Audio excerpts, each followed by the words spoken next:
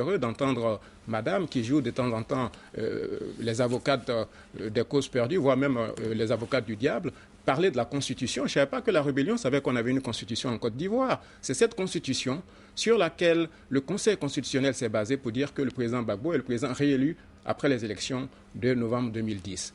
Nous disons à Alassane Ouattara, le chef de la rébellion, d'accepter la main tendue du président Gbagbo, de revenir à la table des négociations pour qu'enfin nous mettions fin aux souffrances des populations. C'est vrai que tout à l'heure on parlait des violences avérées ou mises en scène. Toujours est-il que des Ivoiriens tombent sous les balles de combattants, qu'ils soient des forces nationales ou alors de la rébellion. Il faut que la rébellion revienne à la table des discussions et qu'elle accepte de désarmer, entre autres. Alors, accepter de désarmer ce soir, vous allez nous le confirmer, hein, l'ex-rébellion, donc pro-Ouattara, refuse de désarmer, donc ça c'est non. Est-ce que vous acceptez en revanche le dialogue que propose aujourd'hui Laurent Gbagbo? Est-ce que ce n'est pas déjà finalement un premier pas de pouvoir s'asseoir autour d'une même table? Alors moi je suis surprise, vous savez, Laurent Gbagbo au lendemain des élections, ou même quelques jours après, a proposé qu'un comité d'évaluation international, et il a cité les membres de ce comité d'évaluation, puissent venir en Côte d'Ivoire s'installer pour discuter. Alors je suis bien heureuse aujourd'hui de constater que M. Alain Toussaint dise qu'il est temps effectivement que le problème, la crise post-électorale ivoirienne ne soit pas réglée par l'extérieur, mais plutôt par l'intérieur.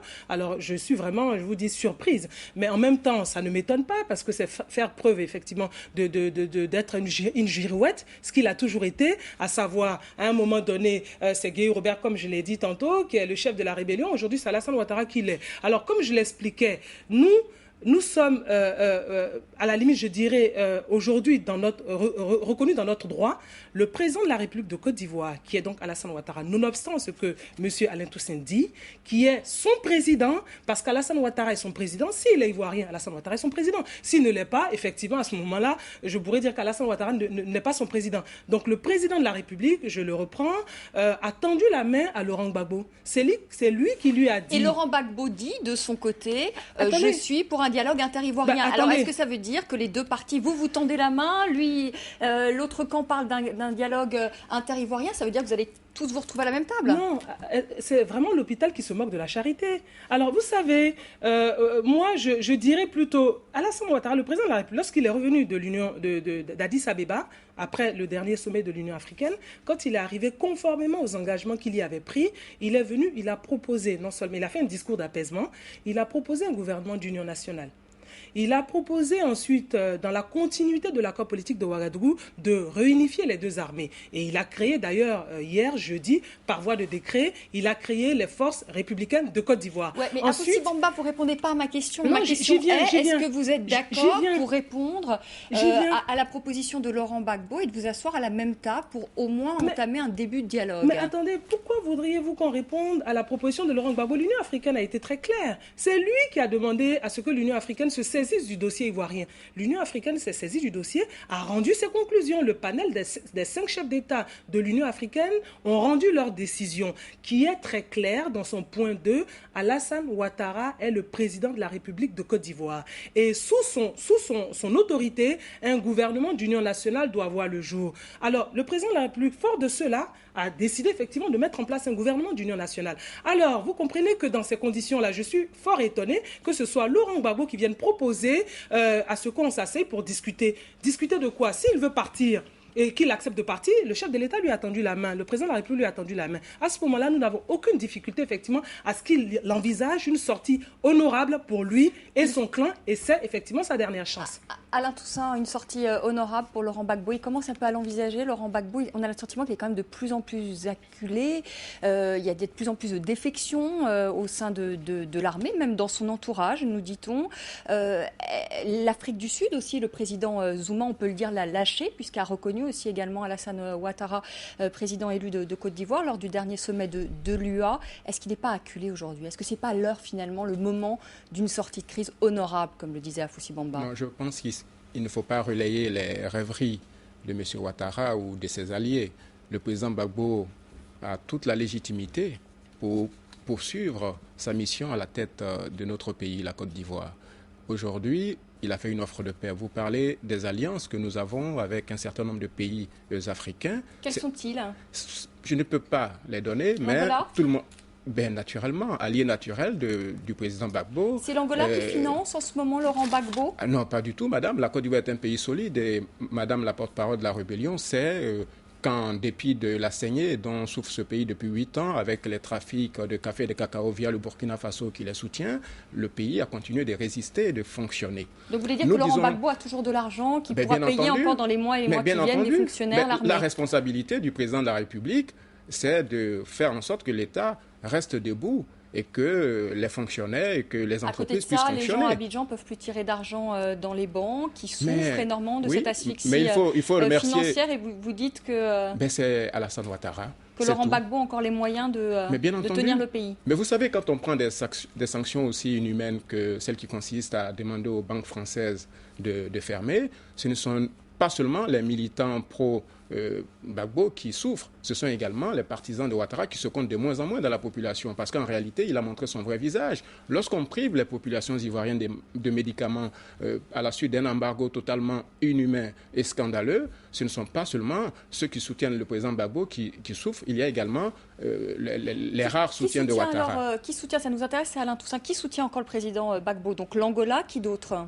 Madame, je ne suis pas venu ici pour donner la liste de nos amis. Mais sachez simplement que nous avons de nombreux soutiens. Vous savez, Ouattara est le président, dit-on, reconnu par la communauté internationale, alors qu'il gouverne le monde et qu'on laisse Gbagbo gouverner la Côte d'Ivoire. Les Ivoiriens ont donné le destin de la Côte d'Ivoire pour les 5 prochaines années au président Gbagbo. Nous avons des amis en Afrique de l'Ouest. Et ce ne sont pas seulement ce dont on entend parler. Aujourd'hui, le Nigeria est l'un des soutiens de la rébellion d'Alassane Ouattara. Il y a envoyé près de 300 mercenaires. Et notre gouvernement a protester contre cette manière de faire. M. Goodluck a financé également la campagne d'Alassane Ouattara à hauteur d'1 milliard de francs CFA. Ce ne sont pas des méthodes. On instrumentalise la CEDEAO pour régler des affaires, des comptes personnels. L'Angola vous soutient également. Et d'ailleurs, le Nigeria, pour information, a démenti aujourd'hui ce soutien à Alassane Ouattara. Le Nigeria demain, oui. Le Nigeria a démenti. Afoussy Bamba, je voudrais quand même que vous répondiez à Alain Toussaint sur ça. Alassane Ouattara donc, a arrêté les exportations de cacao, mis sur l'asphyxie financière de Laurent Gbagbo. Et une fois encore, j'ai envie de dire, ce sont les populations qui font les frais de ces décisions-là. Des populations qui aujourd'hui sont parfois affamées en Côte d'Ivoire. On l'a dit, qu'ils ne peuvent plus tirer d'argent, qui manquent de médicaments. Est-ce que finalement ça ne se fait pas Est-ce que vous ne mettez pas, il n'y a pas encore une irresponsabilité là du côté d'Alassane Ouattara et de mettre encore en première ligne finalement ces populations? D'accord. Alors j'aimerais demander à M. Toussaint... Vous pouvez répondre à Alain Toussaint, c'est ce que Alain Toussaint disait tout à l'heure. J'aimerais demander à M. Alain Toussaint de quelle Côte d'Ivoire parle-t-il? Est-ce qu'il parle de la Côte d'Ivoire réelle ou de la Côte d'Ivoire irréelle? Est-ce qu'il parle de la Côte d'Ivoire que moi je connais, la Côte d'Ivoire que nous tous nous connaissons, la Côte d'Ivoire qui aujourd'hui est dans une situation difficile du fait de l'intransigeance d'un seul homme, il faut le dire. Alors quand vous dites, quand il dit lui que les populations effectivement aujourd'hui souffrent, mais qui en est à l'origine de cette souffrance des populations? Qui en est à l'origine?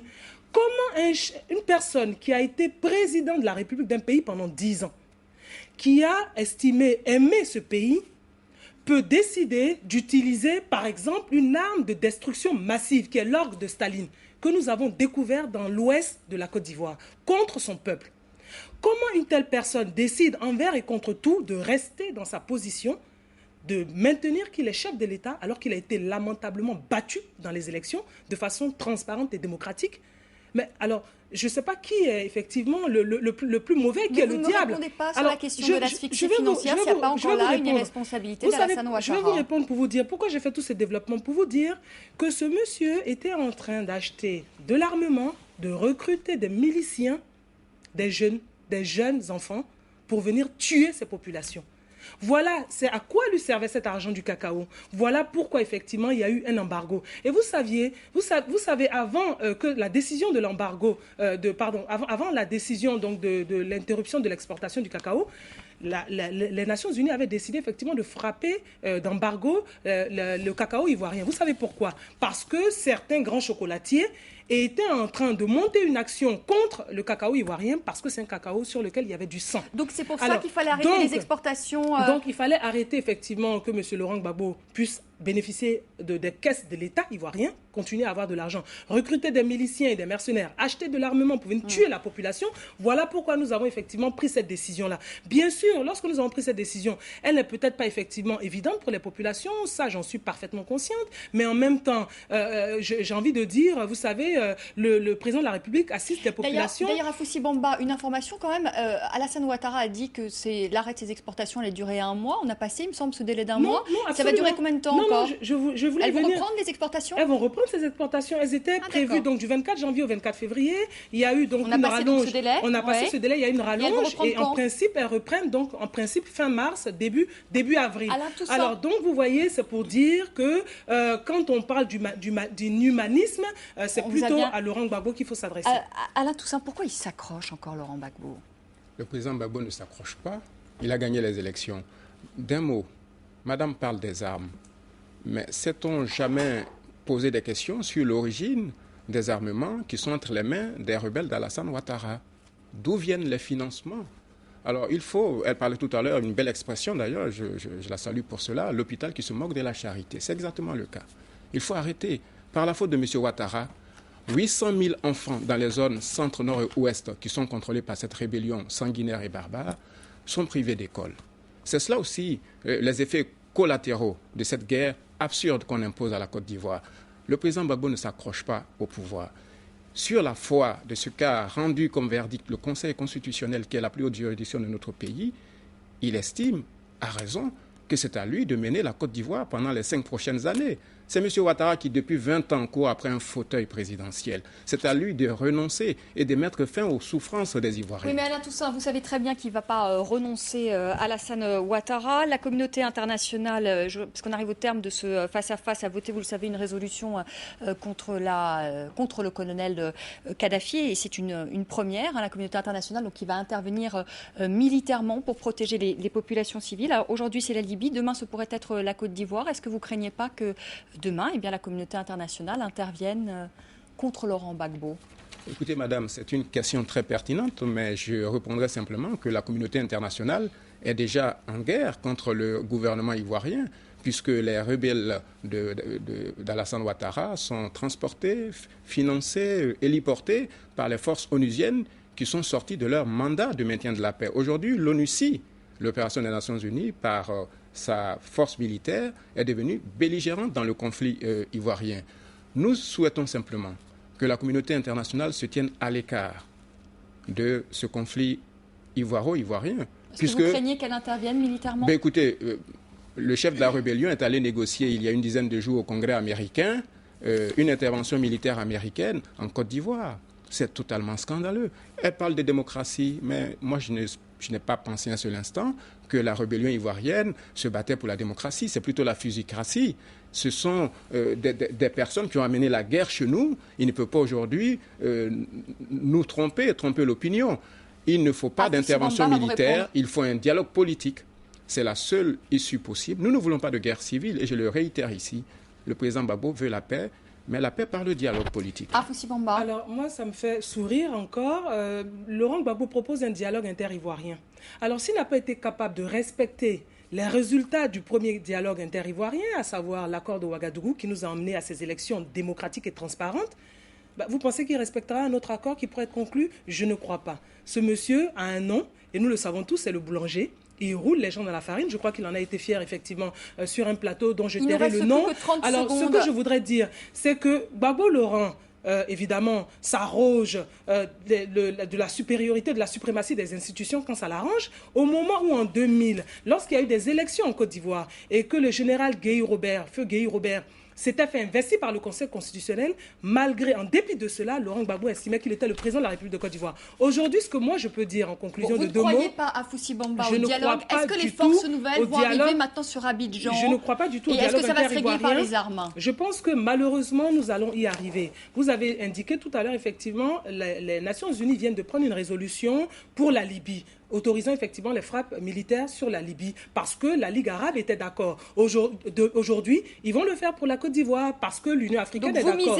Donc, vous misez sur une intervention militaire. Je pense effectivement que nous en arriverons malheureusement à cette solution ultime. C'est la fin de ce face-à-face. Merci beaucoup à Fossi Bamba d'être venu sur le plateau de France 24. Merci également à Alain Toussaint. C'est la fin de ce face-à-face. Dans un instant, une semaine dans le monde qui sera consacrée exclusivement ce soir à la Libye avec nos éditorialistes. À tout de suite.